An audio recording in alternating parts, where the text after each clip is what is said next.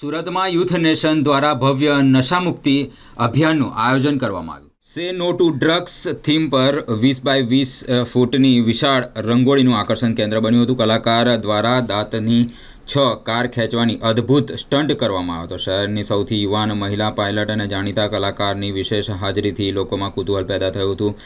ફ્રેડી દરવાલા અને internet personality જય તેંદેશ્વર કાર્યક્રમમાં જોડાશે. મેજિક શો, શેરી નાટક અને સાંસ્કૃતિક કાર્યક્રમોથી જનજાગૃતિ લાવવા માટેનો એક પ્રયાસ કરવામાં આવ્યો હતો. યુથ નેશનના એડવાઇઝરી બોર્ડમાં શહેરના પ્રતિષ્ઠિત ઉદ્યોગપતિઓ સામેલ હતા. સુરત બાદ અભિયાનમાં અમદાવાદ, રાજકોટ, વડોદરા, દિલ્હી અને મુંબઈ સુધી વિસ્તરશે. આ કાર્યક્રમ નહીં એક આંદોલન છે તેમ વિકાસ દોશી દ્વારા જણાવવામાં આવ્યું હતું. 26 જાન્યુઆરીએ અમે ડ્રગ્સની અવેરનેસ પર એક મોટો પ્રોગ્રામ કરવાના છીએ.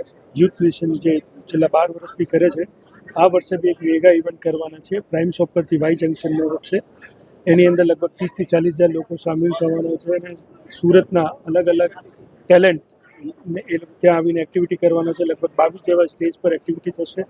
અમારા ડેપ્યુટી સીએમ શ્રી હર્ષસંઘવી બી આવવાના છે.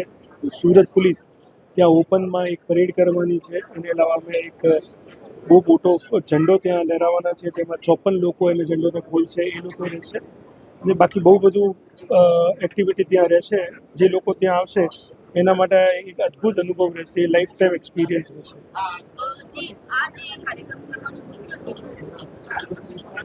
પૂરું હિન્દુસ્તાન ડ્રગ્સની સપેટમાં ધીરે ધીરે જે આવે છે, એ ડ્રગ્સ જે રીતે વધે છે એને રોકવા માટે શાસન પ્રશાસન તો કામ કરે છે, પણ અમારા જેવા આમ નાગરિકને બી આગળ આવવું પડશે. એટલે અમારું એનજીઓ અવેરનેસ માટે સુરતમાં ને અત્યારે 12 સિટીમાં અમે પગ ભર્યું છે. તો બધી જગ્યા પર અવેરનેસના પ્રોગ્રામ કરીશું, લોકોને અવેર કરીશું, તાકી લોકો ડ્રગની રવાડે નહીં ચડે. ને ચડી બી ગયા હોય તો એમનું ટ્રીટમેન્ટ કરાવવાનું કામ બી અમે કરીશું.